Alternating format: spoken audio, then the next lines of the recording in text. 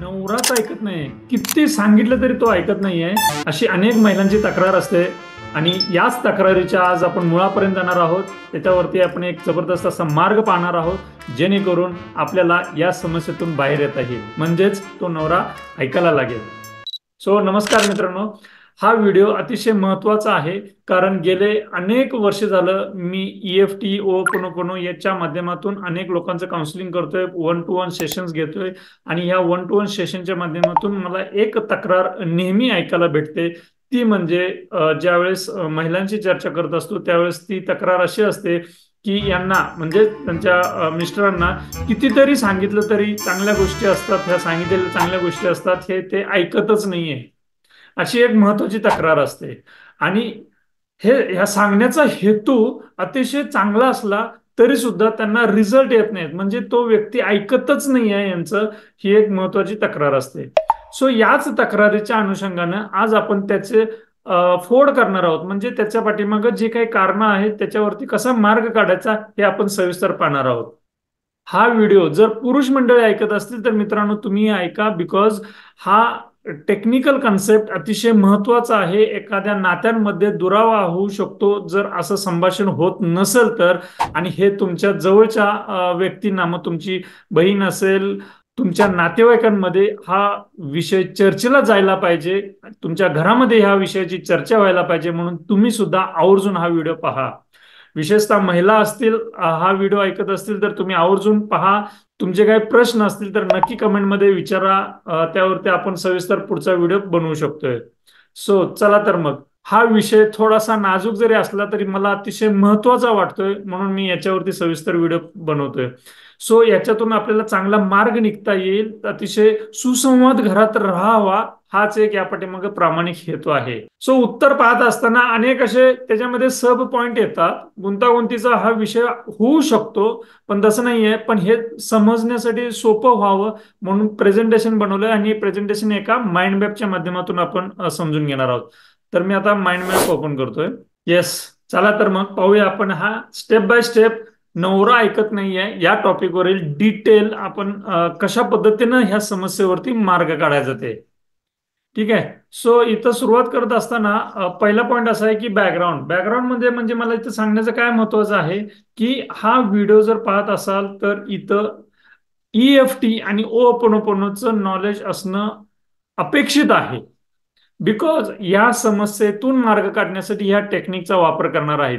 Technique म्हणजे काय तर मित्रांनो, ज्या वेळेस आपण एखादा प्रवास करत असतो, एखादी व्हेकल असते आपल्या समोर, एका जागेतून दुसऱ्या जागेवरती जात असताना ज्या व्हेकलच्या माध्यमातून प्रवास करतोय त्या व्हेकलमुळं आपला प्रवास सुसह्य होत असतोय आणि चांगला होत असतोय. तसंच ह्या समस्येतून मार्ग काढायला आपल्याला ह्या दोन मॉडॅलिटीजचा वापर करणार आहे आपण. त्यामध्ये EFT आहे आणि ओपनोपनो आहे.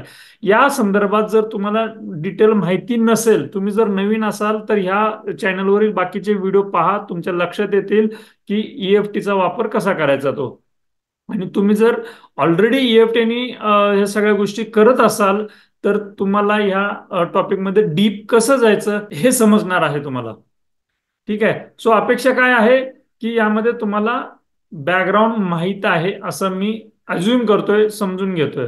पुढचा इथे एक महत्वाची सूचना आहे माझी, ते म्हणजे या व्हिडिओ संदर्भातली एक सूचना आहे की तुमच्या जवळच्या व्यक्तींना हा जरूर कळवा विषय. हा घराघरातला संवाद टिकण्यासाठी हा टॉपिक चर्चेला जायला पाहिजे. या टॉपिक वरती पुन्हा पुन्हा टॅपिंग असेल किंवा पुन्हा पुन्हा याच्यावरती चर्चा घडल्या पाहिजे, सो दॅट घराघरातला हा संवाद टिकून राहील. आणि जे एक नर्वसनेस असतो नवरा बायकोंमध्ये किंवा पती पत्नीमधला जो एक नर्वसनेस किंवा एक जे नात्यातलं वितुष्टपणा असतं ते कमी व्हायला नक्की मदत होईल असं माझं प्रामाणिक मत आहे. त्यामुळं हा टॉपिक हा तुम्ही स्वतः अनुभवून इतरांना अनुभवण्यास तुम्ही मदत करा. आणि याबद्दल जर काही सूचना किंवा याबद्दल जर काही कमेंट्स असतील तर नक्की तुम्ही कमेंट करा. पुढचा असा एक पॉइंट आहे की त्रास. आता इथं एक नवरा ऐकत नाही या टॉपिक वरती आपण बोलतोय, तर इथं त्रास जो आपण घेतोय हा जो त्रास आहे हा जनरल त्रास पकडलेला आहे. म्हणजे स्वाभाविकपणे इथं कुठल्याही डिटेल तो नवरा बायकोंच्या कुठल्याही एखादा वादाचा प्रसंगाचा, आता इथे आपण महत्वाचं एक गोष्ट लक्षात घेतली पाहिजे की इथं त्रास जो होतोय ज्या त्रासामुळे नवरा ऐकत नाहीये अशी आपली तक्रार निर्माण होते, हा जो त्रास पकडला इथं कन्सिडर केला हे जनरल आहे. हे कुठल्याही स्पेसिफिक कुठल्याही नात्यांमधलं स्पेसिफिक पॉईंट्स इथं कन्सिडर केलेले नाहीत. तुम्हाला हा सगळा टॉपिक समजून घेऊन ह्यामध्ये काही प्रॅक्टिकल टिप्स सांगितलेल्या आहेत. ह्या प्रॅक्टिकल टिप्स तुम्ही अनुभवायच्या आहेत. या व्यतिरिक्तही तुम्हाला जर काय ज्याच्यामध्ये तुम्हाला इनपुट्स पाहिजे असेल तर तुम्ही नंतर पर्सनली कनेक्ट करू शकताय. पण या टॉपिक पुरतं, या व्हिडिओ पुरतं ह्या काही जनरल कन्सेप्ट पकडलेल्या आहेत. ठीक आहे, आता पाहू डिटेलमध्ये. त्यातला पहिला पॉइंट आहे अगतिकता. ज्या वेळेस समोरचा माणूस एखादी गोष्ट, आपण आता जरी इथं नवरा म्हणून असं कन्सिडर केलं असलं तरी कोणीही व्यक्ती, समोरचा माणूस जर ऐकत नसेल तर इथं एक अगतिकता मनामध्ये निर्माण होते. अरे का ऐकत नाही माझं? मग तो समोरचा व्यक्ती कोणी असेल, भाऊ बहीण, मुलगा, नवरा, ऑफिसमधील कलिग, शेजारी पाजारी, कोणीही असेल. सो मनातल्या मनात जी अगतिकता निर्माण होते, अरे काय ऐकत नाही, काय प्रॉब्लेम काय त्याचा, असं असं जो काही त्रास वाटतो तो त्रास खऱ्या अर्थाने टॅपिंग करून आपल्याला रिलीज करायचा आहे. याच्यावरती EFT करायचे आहे. टॅपिंग कसं करायचं आहे? इथं माझं तो ऐकत नाहीये याच्यामुळे मला त्रास होतो, हा त्रास मी रिलीज करत आहे. मला असं वाटतं की त्या व्यक्तीने माझं ऐकावं, पण माझं तो ऐकत नाही, मला गृहीत धरलं जाते. असं असलं तरी मी माझ्यावरती प्रेम करतो, मी स्वतःला संपूर्णपणे स्वीकारतो. हा त्रास जो होतोय हा माझं न ऐकल्यामुळं मला खूप त्रास होतोय. हा त्रास मला सहन करू वाटत नाही. असं असलं तरी सुद्धा मी माझ्यावरती प्रेम करतोय, मी स्वतःला संपूर्णपणे स्वीकारतोय. पुढं, हा जो त्रास होतोय माझं समोरच्यांना ऐकावं असं मला वाटतंय, पण तसं मला अपेक्षित प्रतिसाद येत नाहीये. असं असलं तरी सुद्धा मी माझ्यावरती प्रेम करतोय, मी स्वतःला संपूर्णपणे स्वीकारतो. मला खूप वाटतं की माझं समोरच्यांना ऐकावं. मला खूप वाटतं की माझ्या म्हणण्याप्रमाणे ह्या काही गोष्टी असतील तर त्या व्हाव्यात, पण माझ्या म्हणण्याला रिस्पॉन्सच भेटत नाही, याचा खूप त्रास होतो मला. असं असलं तरी सुद्धा मी माझ्यावरती प्रेम करतो, मी स्वतःला संपूर्णपणे स्वीकारतो. खूप त्रास होतो मला,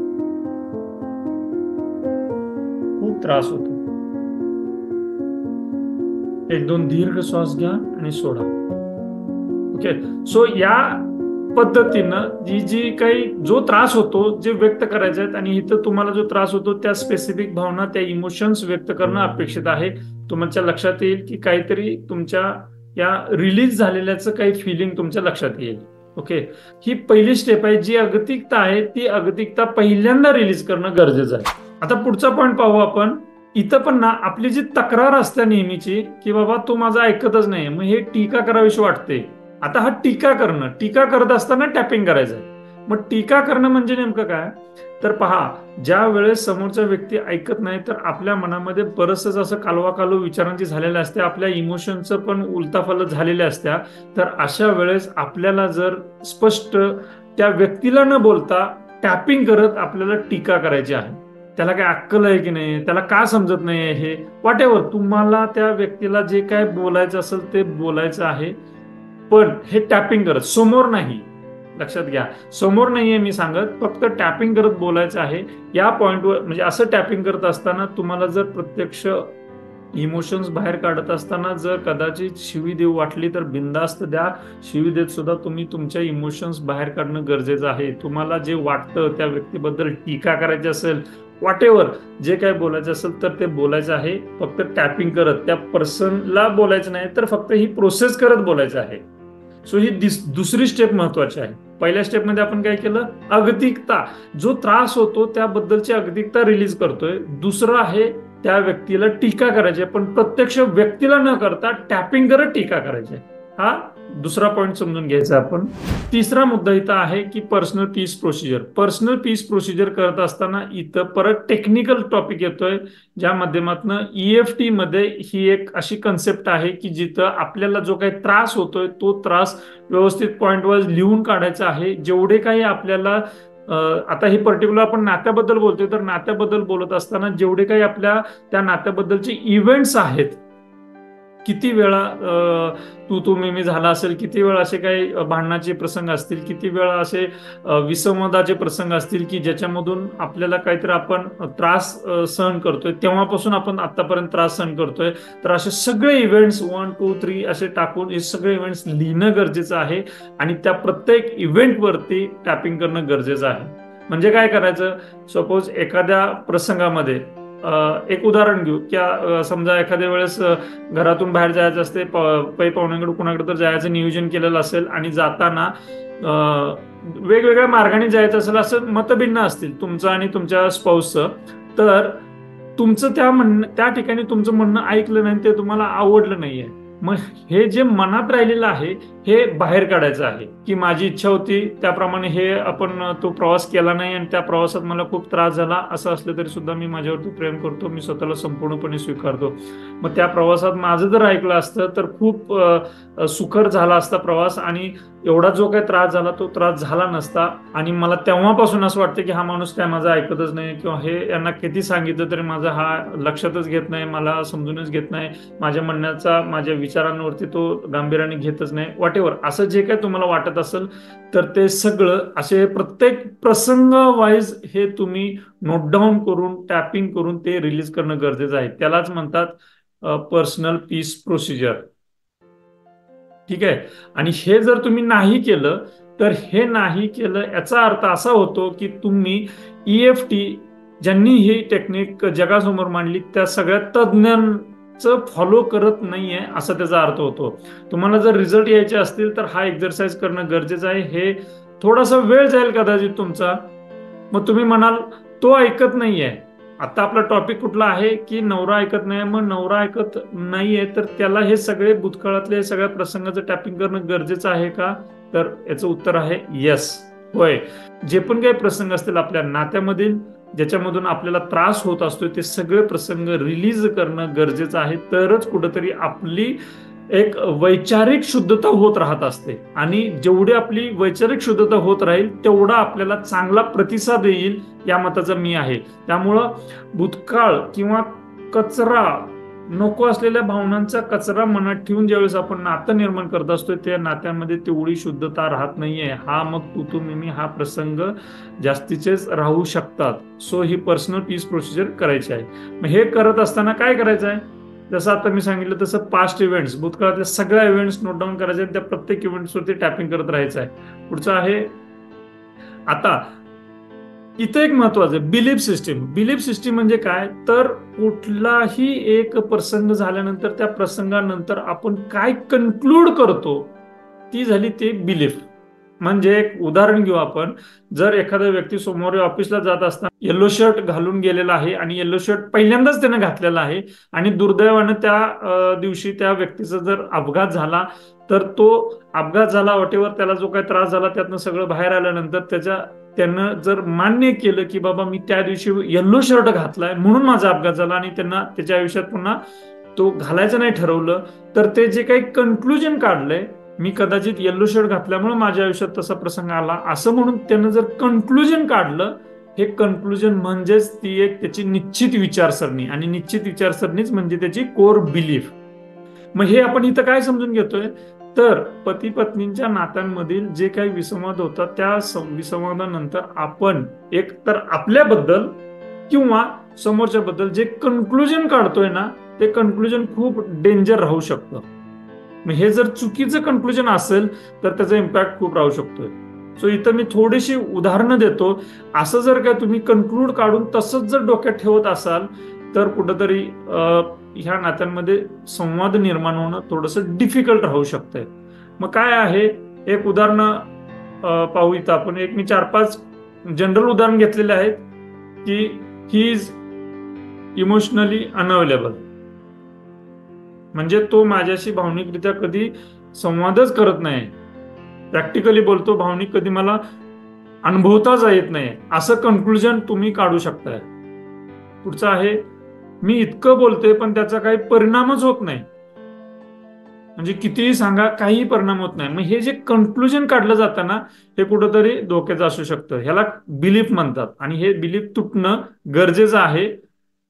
सो अशा अनेक काही बिलीफ्स असतील तर ते तुम्हाला रिमूव्ह करणं गरजेचं आहे. आय फील इनविजिबल किंवा अनइम्पॉर्टंट, माझ्याच घरात मीच दुर्लक्षित होतोय किंवा माझ्याकडेच लक्ष नाहीये, मला कोण महत्वच देत नाहीये, असं काहीतरी फिलिंग येऊ शकतं तुमच्यामध्ये.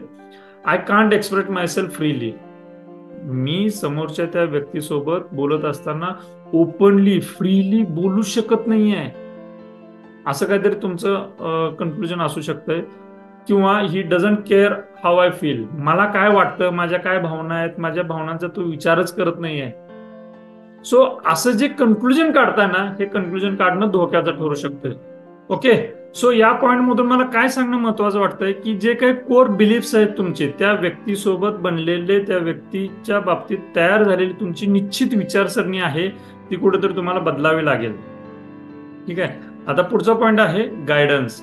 या केसमध्ये म्हणजे तुमची बिलीफ्स बरोबर आहेत की चुकीचे आहेत हे ठरवणं अत्यंत महत्वाचं आहे. ह्यासाठी गायडन्सची गरज आहे. तुम्हाला तुमचे विचार योग्यच वाटत असतील, पण खरं योग्य आहे की अयोग्य आहेत, बरोबर आहेत की चुकीचं आहेत, हे तुम्ही न ठरवता जर तुम्ही गायडन्स घेतला तर तुम्हाला योग्य दिशा भेटेल. प्रत्येकाला असं वाटत असतं की मीच बरोबर आहे, यात काय त्या व्यक्तीचं चुकीचं नाहीये, किंवा ज्याला असं वाटतं की मीच बरोबर आहे त्याचं काही चुकीचं नाही. त्याच्या अनुभवानुसार, त्याच्या त्या क्षणाच्या एक्सपिरियन्सनुसार हे बरोबर असू शकतं, पण खरंच ते बरोबर आहे की नाही ह्याच्यासाठी तज्ज्ञाची मदत घेणं अत्यंत गरजेचं आहे. सो इथं थोडीशी गफलत होऊ शकते जर तुम्ही गायडन्स नाही घेतला तर. तुम्हाला वाटेल की मीच बरोबर आहे, आणि जर तुम्ही तसंच जर प्रयत्न करत राहिला तर तुम्हाला जेवढे चांगले रिझल्ट यायला पाहिजे तेवढे तुम्हाला भेटणार नाहीत, आणि तुमचा कुठेतरी मग ह्या कन्सेप्टवरचा विश्वास कमी होऊ शकतोय. ओके, सो हे झालं टॅपिंग बद्दलचं. आता ओपनोपनो कसं पाहायचं, कसं करायचं ते आता पाहू. त्यातला पहिला मुद्दा आहे ओपनोपनो करत असताना आय होप की तुम्हाला बेसिक माहित आहे. बेसिक माहित नसेल तर तुम्ही नक्की कमेंटमध्ये प्रश्न विचारा, मी त्यावरती बेसिक डिटेल व्हिडिओ बनवेन. ठीक आहे. सो ओपनोपनो करत असताना I am sorry, please forgive me, I love you, I thank you हे वाक्य कन्सिस्टंटली बोलत राहायचं आहे. आता हे बोलत असताना एक महत्वाची गोष्ट लक्षात ठेवायची आहे की जबाबदारी. जबाबदारी म्हणजे तुमच्या आयुष्यात जे काही घडतंय, मग तो नवरा ऐकत नाहीये, या टॉपिक वरती आपण बोलतोय तर नवरा ऐकत नाहीये म्हणून जो काही त्रास घडतोय, जे काही परिस्थिती निर्माण झालेली आहे, ह्या सगळ्या परिस्थितीत तुम्ही स्वतः जबाबदार आहात. ओपोनोपोनोचा कन्सेप्टच या रिस्पॉन्सिबिलिटी या टॉपिक वरती आधारलेला आहे. तुम्ही जर तुमच्या आयुष्यात ज्या काही घटना घडलेल्या आहेत त्याची जबाबदारी तुम्ही जर घेत नसाल तर हा कन्सेप्टच्या माध्यमातून तुम्हाला अपेक्षित रिझल्ट येणार नाहीये. मग करायचं काय आहे की जे पण काय घडतं, मी ह्या गोष्टीसाठी काही गोष्टी तुम्हाला माहिती असतील की ह्या गोष्टींमुळे मी जबाबदार आहे, काही गोष्टी तुम्हाला माहित नसतील, म्हणजे न कळतपणे तुमच्या वागण्या चालण्या बोलण्यातनं ते काही असं काही प्रक्षेपित झालेलं असेल किंवा असं काही झालेलं असेल की ज्याच्यामुळे समोरचा व्यक्ती अपेक्षित प्रतिसाद देत नसेल. व्हॉट एव्हर, आपल्याला मार्ग काढायचे, त्यामुळे मार्ग काढत असताना जबाबदारी घ्यायची आहे. एक ती लिडरशिप क्वालिटीज आपण निर्माण करणं गरजेचं आहे ह्यामध्ये की बाबा रे आपण जबाबदारी घेतोय, मग ही 100% जबाबदारी घ्यायची आहे. मग ही जबाबदारी घेऊन पुढे काय करायचं आहे तर इथं मात्र आपल्याला EFT करायचे. आता पहा, EFT करत असताना कसं करायचं आहे म्हणजे ओपोनोपोनो आणि टॅपिंग हे दोन्ही एकत्र पद्धतीत वापरायचं. इथं कसं वापरायचं आहे पहा, कराटे चॉप पॉइंट पासून चालू करायचं आहे. इथं आपण परिस्थिती व्यक्त करायची आहे की माझं म्हणणं नवरा ऐकत नाहीये, या संपूर्ण परिस्थितीस मी जबाबदार आहे. असं असलं तरी मी माझ्यावरती प्रेम करतो, मी स्वतःला संपूर्णपणे स्वीकारतो. माझं म्हणणं नवरा माझं ऐकत नाहीये, या संपूर्ण परिस्थितीस मी कळत न कळतपणे जबाबदार आहे. चुकलं माझं, जबाबदारी घेतोय मी, चुकलं माझं, आय एम सॉरी, मला माफ कर. या संपूर्ण परिस्थितीस मी जबाबदार आहे, चुकलं माझं, आय एम सॉरी, मला माफ कर, I love you, I thank you. ही क्लिनिंगची संधी दिल्याबद्दल, म्हणजेच ही जी काही चूक झालेली आहे, ही दूषितता माझ्या विचार करण्याच्या पद्धतीतील असेल ही दूषितता रिलीज करण्याची एक संधी भेटते, याबद्दल आय थँक यू. माझं म्हणणं नवरा ऐकत नाहीये, याबद्दल मला त्रास होतो. या त्रासास मी 100% जबाबदार आहे. I am sorry, please forgive me, I love you, I thank you. हे तर कराटे चॉपिंग वरती झालं. परत पुयान बसून हा जो त्रास होतो, त्या त्रासास मी जबाबदार आहे. ही संपूर्ण जबाबदारी मी स्वीकारतोय. माझं म्हणणं नवरा ऐकत नाहीये, त्याचा मला त्रास होतो. या त्रासास कळत न कळतपणे मी कुठेतरी जबाबदार आहे.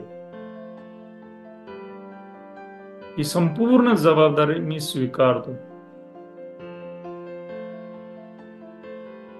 काही गोष्टी मला माहित आहेत ज्या माझ्याकडून चुकल्या, काही गोष्टी माहित नाही आहेत, पण मला त्रास होतोय ना, म्हणून मी जबाबदारी स्वीकारतो. असं असलं तरी सुद्धा मी माझ्यावरती प्रेम करतोय, मी स्वतःला संपूर्णपणे स्वीकारतोय. सो अशा पद्धतीनं ही जबाबदारी घेऊन टॅपिंग करायचंय. आता इथं टॅपिंग आणि ओपोनोपोनो बद्दलचे काही प्रश्न निर्माण होऊ शकतात. मी डिटेलमध्ये जात नाही त्याच्या. तर तुम्हाला जर जरूर वाटलं तर नक्की कमेंटमध्ये प्रश्न विचारा, मी त्याचं उत्तर व्हिडिओच्या माध्यमातून देईन. पुढचा पॉइंट आहे गायडन्स. इथं ही महत्वाची गोष्ट अशी आहे की जर तुम्हाला योग्य चॅनल, योग्य दिशा जर हवी असेल, ज्याच्या माध्यमातून तुम्हाला प्रॉपरली रिझल्ट हवे असतील, तर इथं ही गायडन्स अत्यंत गरजेचं आहे. केवळ I am sorry, please forgive me, I love you, I thank you असं म्हणून जर तुम्ही नात्यांमध्ये चांगलं रिलेशन डेव्हलप व्हावं अशी अपेक्षा ठेवत असाल तर ते, आणि तसा रिझल्ट येत नसेल, तर नक्की कुठेतरी तुमच्या विचारसरणीमध्ये, तुमच्या बिलीफ सिस्टीममध्ये गॅप असू शकतो, दूषितता असू शकते. तर त्यासाठी योग्य आणि चांगले रिझल्ट जर हवे असतील तर त्यासाठी गायडन्सची अत्यंत गरज आहे. तुम्ही नक्की या संदर्भात डिटेल जर तुम्हाला माहिती पाहिजे असेल तर संपर्क करू शकताय. आता आपल्याला काय करायचं आहे, एका बाजूला EFT, एका बाजूला टॅपिंग वगैरे, या सगळ्या माध्यमातून आपण हे स्वतःवरती पहिल्यांदा क्लिन्सिंग करायचं आहे. ताबडतोब आपल्यामधील जी दूषितता आहे ती रिलीज करायची आहे.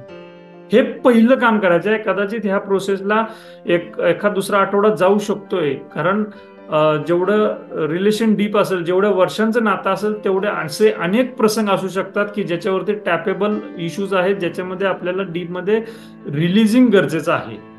ठीक आहे. सो हे सगळं रिलीज करणं अपेक्षित आहे. हे झाल्यानंतर पुढची स्टेप महत्वाची आहे. इथं मात्र लोक खूप मोठी चूक करत असतात. मला त्याच गोष्टीवरती आता फोकस करायचे आहे.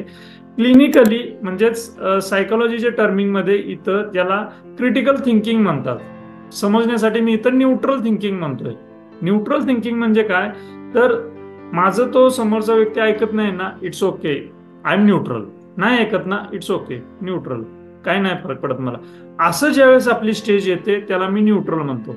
मग असं ज्यावेळेस स्टेज येते ना, त्यावेळेस खऱ्या अर्थानं आपलं क्रिटिकल थिंकिंग वाढतं. आपलं जे काही लॉजिकल विचार करण्याची पद्धत आहे ना, ती एका लेवलवरती जाते आणि त्याचाच आपल्याला इथं जास्ती फायदा होतो. म्हणून रिलीजिंग करणं गरजेचं आहे. मग काय होतं बघा, इथं क्रिटिकल थिंकिंग का गरजेचं आहे पहा. ज्यावेळेस आपण माझं ऐकत नाही असं ज्यावेळेस समोरच्या व्यक्तीवरती आरोप करत असतो, त्यावेळेस आपण आपल्याला थोडंसं न्यूट्रल राहून विचार करणं गरजेचं आहे की आपल्याला जो मुद्दा मांडायचा आहे तो मुद्दा कदाचित चुकू शकतोय किंवा कदाचित तेवढा बरोबर नाही आहे. मग अशा वेळेस आपल्याला त्या विषयातल्या तज्ज्ञाशी चर्चा करायची आहे. आता तुम्हाला समजा घर घ्यायचं असेल तर घर घेण्यासंदर्भात नवरा ऐकत नाही, किंवा गाडी घ्यायची असेल, किंवा एखाद्या घरातल्या काही वस्तू खरेदी करायची असतील, किंवा अनेक संसारातल्या अनेक गोष्टी असतात की ज्यामध्ये तुम्हाला जर तुमचं म्हणणं त्याला पटत नसेल तर इथं त्या टॉपिक मधल्या तज्ज्ञाशी चर्चा करा. दुसरा असा महत्वाचा मुद्दा आहे की आपण जे बोलतो त्याची राईट टाइम आणि राईट अमाऊंट आहे का, हे आपण थोडंसं विचार करणं गरजेचं आहे. म्हणजे आपली बोलतानाची वेळ असेल, आपली बोलण्याची पद्धत असेल, आपण काय शब्द वापरतो, या सगळ्या गोष्टीचा शांततेने विचार करणं गरजेचं आहे. पुढचं, समोरचा व्यक्ती एवढं करून पण जर ऐकत नसेल तर तो कोणाच्या प्रभावात आहे का, हे पण शांतपणे आपण विचारात घेतलं पाहिजे. मग तो त्याचा मित्र असेल, त्याचं काही तणावात असू शकतो, ऑफिस मधला काहीतरी तणाव असू शकतो, त्याच्या बिझनेस मधला काहीतरी तणाव असू शकतो, काहीतरी त्याच्या मनावरती डोक्यामध्ये तेच तेच विचार आहेत का, की तो जेणेकरून ह्या टॉपिककडे तुम्हाला जो मुद्दा मांडायचा ह्या टॉपिककडे जेवढं लक्ष द्यायला पाहिजे तेवढं लक्ष देत नाहीये, असं काही आहे का, हे पण तुम्ही थोडं शांततेत विचार करणं गरजेचं आहे. बर, तुमचं म्हणणं न ऐकल्यामुळं प्रत्यक्ष तोटा किती झाला आकड्यांमध्ये तुम्हाला सांगता आलं पाहिजे. तो मुद्दा ऐकत नाहीये असं म्हणून जर 2-5 महिने जर गेले असतील तर त्या 2-5 महिन्याची किंमत किती झाली हे आकड्यांमध्ये आपल्याला सांगता आलं पाहिजे. म्हणजेच त्या मुद्द्याचा एक अवेअरनेस जो वाढायला पाहिजे तो अतिशय इम्पॅक्टफुली वाढत असतो. सो तुमचं हे आकड्यांमध्ये सांगणं पण अत्यंत गरजेचं आहे. याबद्दल तुम्हाला माहित नसेल, नक्की आमच्या कम्युनिटीमध्ये हे सगळं डिटेल मी सांगत असतोय. बट इट्स ओके, गुगलवरती तुम्ही सर्च केलं तर आकड्यांमध्ये तुम्हाला तुमचा प्रत्यक्ष तोटा किती होतोय हे सांगता येईल. ठीक आहे. आणि तुम्ही प्रयत्न सोडताय का, हा सगळ्यात शेवटचा क्रिटिकल थिंकिंग मधला पार्ट आहे. ते म्हणजे तुम्ही जर प्रयत्न सोडत असाल तर तसं करून चालणार नाही. कारण ग्रोथ करणं, वाढ होणं, आपल्या समस्यांवरती मार्ग काढणं हे एक साधं जिवंतपणाचं लक्षण आहे. सो तुम्ही प्रयत्न सोडले नाहीत पाहिजेत. तुम्ही या ना त्या मार्गाने सातत्यानं प्रयत्न करत राहिलं पाहिजे, जेणेकरून तुमचा मुद्दा तुम्हाला व्यवस्थित पद्धतीत मांडता येईल. सो हा झाला सगळा क्रिटिकल थिंकिंग किंवा न्यूट्रल थिंकिंगचा टॉपिक. आय होप या टॉपिकवरील तुम्हाला सगळं याचं डिटेल समजलेलं आहे. मी डिटेलमध्ये सांगण्याचा प्रयत्न केलेला आहे, हे तुमच्यापर्यंत पोहोचलेलं आहे. आणि या उपरही तुम्हाला जर डिटेल इन्फॉर्मेशन किंवा सातत्यानं अजून काही प्रश्न पडत असतील तर मित्रांनो तुम्ही जॉईन अवर कम्युनिटी. मग कम्युनिटीच्या माध्यमातून आपण काय करतो तर वीकली बेसिसवरती वगैरे आपण भेटत राहतोय. अनेक प्रश्न उत्तर असतात, अनेक वेगवेगळ्या अँगलनी आपण टॅपिंग असेल, ओपन असेल, अशा अनेक मॉडेलिटीजचा वापर करून या छोट्या छोट्या, ह्या तसे छोटीच समस्या आहे, मी तर ह्याला काय मोठी समस्या मानतच नाही, पण या छोट्या समस्येमुळं अनेक घराघरामध्ये विसंवाद होतोय, असं व्हायला नाही पाहिजे. म्हणून तर हे सगळं डिटेल या व्हिडिओच्या माध्यमातून मी सांगतोय. अनेक लोकांचे मी काउन्सिलिंग सेशन्स केलेले आहेत. त्या काउन्सिलिंग सेशनच्या माध्यमातून पण माझ्या असं लक्षात आलेलं आहे की नवरा ऐकत नाही ही एक खूप मोठी बोल्ड असलेली एक तक्रार आहे. आणि या तक्रारीवरती एक छोटासा माझा एक प्रयत्न आहे, प्रामाणिक प्रयत्न आहे. तुम्हाला खरंच यातनं व्हॅल्युएबल इनपुट भेटली तरी पण कमेंट करा. तुम्हाला डिटेल इन्फॉर्मेशन पाहिजे असेल, अजून तुमच्या समस्यांमध्ये डीपमध्ये जायचं असेल तर कम्युनिटी जॉईन करा. आणि हा व्हिडिओ जर खरंच महत्त्वपूर्ण वाटत असेल तर इतरांनाही शेअर करा, त्यांच्याही आयुष्यात आनंदाचे प्रसंग येऊ देत. सो थांबूयात आता इथं. आपण चॅनलला सबस्क्राईब केलं नसेल तर चॅनल सबस्क्राईब करा, बेल आयकॉन हिट करा, जेणेकरून पुढचा असा उपयुक्त व्हिडिओची नोटिफिकेशन तुम्हाला सहज भेटेल. धन्यवाद.